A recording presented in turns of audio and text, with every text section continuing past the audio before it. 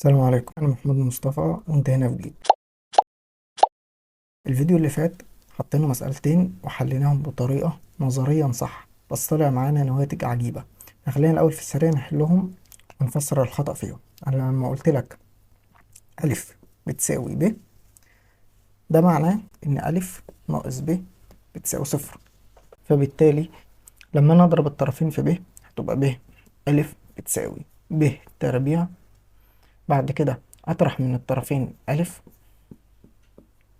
عندك ب تربيع، عندك هنا ب ألف، طرحت من الطرفين ألف تربيع، طرحت من الطرفين ألف تربيع، خدت ألف هنا عامل مشترك، يبقى عندك ب ناقص ألف، ألف ألف يطلع لك ألف تربيع، وألف في ب ألف. طيب عندك هنا برضه هنعمل قوسين ونقول إن ب وب وألف زائد ألف وناقص ألف. طيب دول كده لو قسمت، لو طيرتهم مع بعض، يعني ايه طيرتهم مع بعض؟ طيرتهم مع بعض يعني وديت ده هنا كده، وديت ده تحت مقسوم، والشيء لما يتقسم على نفسه هيديني واحد. خلاص، لو طيرتهم مع بعض او قسمتهم على بعض فبقوا بواحد، انا فعليا ما قسمتش على ب ناقص الف، انا قسمت على صفر. يعني دي كده دي اسمها صفر، ودي كده بصفر. وبالتالي ما ينفعش اقسم على ب ناقص الف، ما ينفعش اقسم على ب ناقص الف، هيديني ناتج صفر.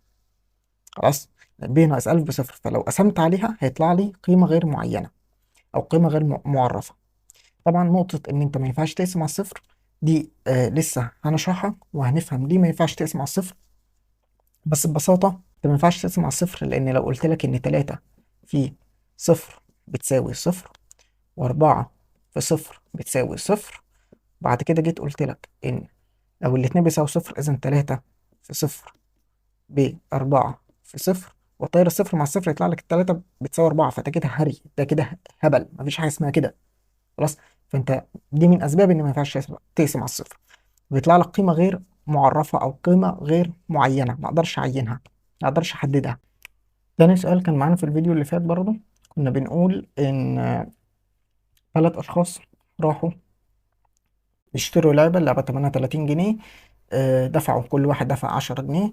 الراجل اكتشف ان سعر اللعبه 25 مش 30، سعر اللعبه 25 مش 30.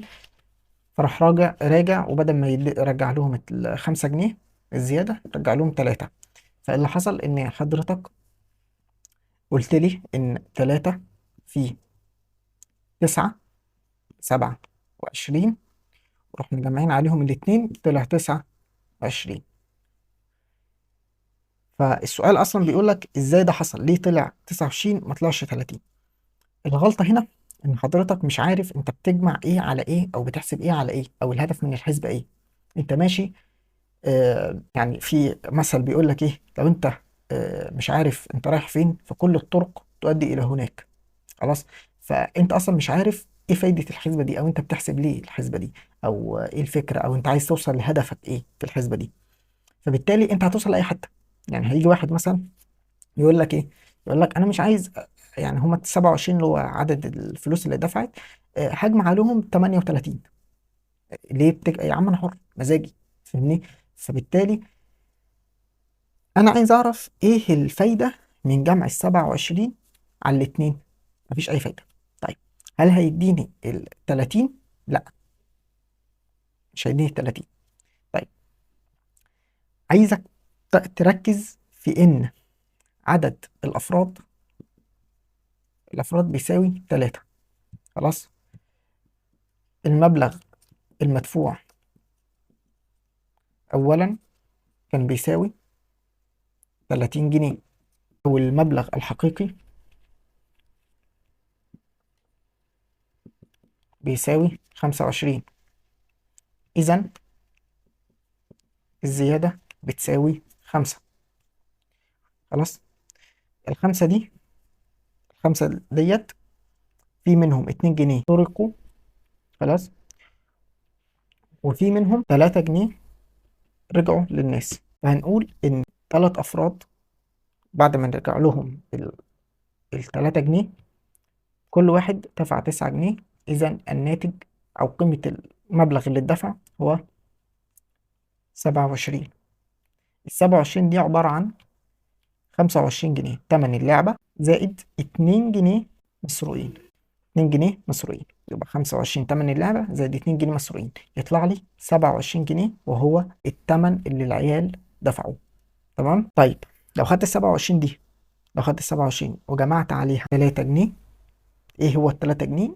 3 جنيه كل واحد من العيال اخد جنيه، رجع له جنيه.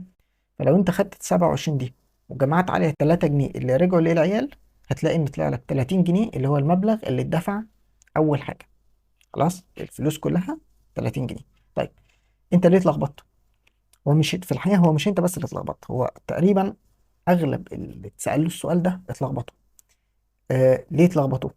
ببساطة شديدة هم مش عارفين انا بجمع ايه على ايه، او عايز اوصل لايه. يعني انا لما سألتك السؤال انا لففتك حوالين نفسك، لاني ما اديتكش هدف واضح انا عايز اروح له. قلت لك في السؤال آم، انا معايا 3 اشخاص كل واحد دفع 9 جنيه، طلع 27. كان المفروض اقول لك ال27 دي عبارة عن 25 زائد 2، ولكن اللي حصل ايه؟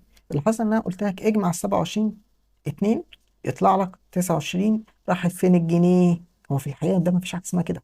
ال27 ده عبارة عن 25 جنيه تمن اللعبة زائد 2 جنيه اتسرقوا، اما ال 30 جنيه اللي اتدفعوا في الاول خالص هم عبارة عن 25 جنيه تمن اللعبة زائد 2 جنيه اتسرقوا. خلاص، زائد 3 جنيه دخلوا جيب العيال لما الراجل رجع لهم 3 جنيه. طيب هنفترض ان الراجل ما رجعش 3 جنيه، رجع 4 جنيه وسرق جنيه. هنقول ان تمن اللعبة 25 زائد جنيه اتسرق، يبقى ده تمن اللعبة وده اتسرق، ورجع للعيال 4 جنيه، يطلع لك برضه 30. طب لو الراجل سرق نص جنيه ورجع 4 ونص، يبقى اللي اتسرق نص جنيه ورجع 4 ونص، يطلع لك 25 و4 29 ونص ونص واحد، عليهم يبقى 30. في الكورس ده أنا مش هديك حاجات تحفظها أو خطوات تحفظها، الخطوات دي تمشي عليها فتحل المسألة، لا. لأن ممكن يجي لك مسألة ما تلاقيش الحل بتاعها في الخطوات دي، أو ما تعرفش تحلها بالخطوات دي، أو تتلخبط. رياضيات الفكرة الأساسية فيها إن أنت بتمشي بالمنطق. طب ايه ده؟ ده كورس الرياضيات مش من الصفر، مش هشرح لك رياضيات. امال خلينا قبل ما اجاوبك اقول لك الكورس ده موجه لمين. انت واحد من 3 اشخاص، يا واحد داخل تالتة ثانوي وهتدرس رياضيات وعايز تقفلها، يا واحد في اي مرحله دراسيه وعايز تفهم عشان تنجح في المقرر بتاعك، قد تكون في رابعه ابتدائي او تانية اعدادي او رابعه جامعه، يا واحد عايز يتعلم رياضيات ومش عشان عليه مقرر هيمتحن فيه، لا، ممكن تكون ادبي او خريج او مش بتدرس الرياضيات بس عايز تتعلمها. لو انت واحد من دول فالكورس ده كنز ليك، وصدقني الكورس ده مصروف عليه سنين مش فلوس، مش هتلاقيه على النت بالشكل ده سواء انجليزي او عربي. وخلينا نسأل سؤال تاني، ايه الفرق بين اني اعلمك برياضيات بمعنى اني اخبرك بالقوانين والمسائل، وبين اني اعلمك الرياضيات؟ لما اشرح لك قوانين وهحل معاك مسألتين، فانت هتشوف اي مسألة شبه المسائل اللي اتحلت وتحلها، بس لو جبت لك مسألة من بره المنهج او فكرة جديدة هتحلها ازاي؟ انا هعلمك هنا الرياضيات بمعنى اني هعلمك ازاي تفكر بالرياضيات، ازاي تشوف ده منطقي وده مش منطقي. زي ما انت شفت المسألتين كده حلهم نظريا صح، انا طيرت قوسين مع بعض. ايه المشكلة؟ المشكلة انك مش عارف اصلا انا ليه ما ينفعش اسمع الصفر، وكمان مش عارف يعني ايه بطير القوسين. انت شفت حد بيعمل كده وعملت زيه وخلاص. طب ايه متطلبات الكورس ده؟ بمعنى عايزني اكون عارف ايه قبل ما ابدأ في الكورس؟ ببساطة ولا اي حاجة، انا هبدأ معاك من الصفر الحقيقي، باعتبار ان عمرك ما درست رياضيات قبل كده، لان فعليا انت عمرك ما اتعلمت رياضيات. بدليل ان لو سألتك دلوقتي هل الرياضيات صعبة ولا لا، او هل محتاجة ذكاء ولا عادي، هتقول لي محتاجة فهم وذكاء وحل كتير ومذاكرة، وهي صعبة بس هي في الحقيقة أسهل شيء ممكن تتعلمه في حياتك، بس تتعلمها مش تحفظها أو تعرف القوانين مثلا، لا، تتعلم فعلا الرياضيات، تتعلم التفكير المنطقي. فأنا مش عايزك تكون عارف أي معلومات قبل ما تبدأ الكورس. وأقول لك على حاجة كمان، انسى أي معلومات رياضية تعرفها قبل كده. كل اللي أنا طالبه منك إنك تمشي معايا خطوة خطوة، ولما أطلب منك إنك توقف وتكتب أو تحل أو تفكر فمعلش اعمل بالظبط زي ما هقولك، لأن هيكون ليا هدف من كده وهكون عارف حلك الغلط وهتلاقيني بصحح لك قبل ما أنت تسأل. ليه؟ لأني كنت مكانك في يوم من الأيام. يعني مثلا أنا كنت فاكر إن توحيد المقامات ده اتعمل عشان علماء الرياضيات قعدوا مع بعض وقرروا يحطوا القانون ده بالشكل ده وخلاص، بس سبحان الله اكتشفت إن لأ، في تفسير منطقي قبل ما يكون رياضي إن ليه القانون ده موجود بالشكل ده. سؤال تاني مهم، ليه أتعلم رياضيات؟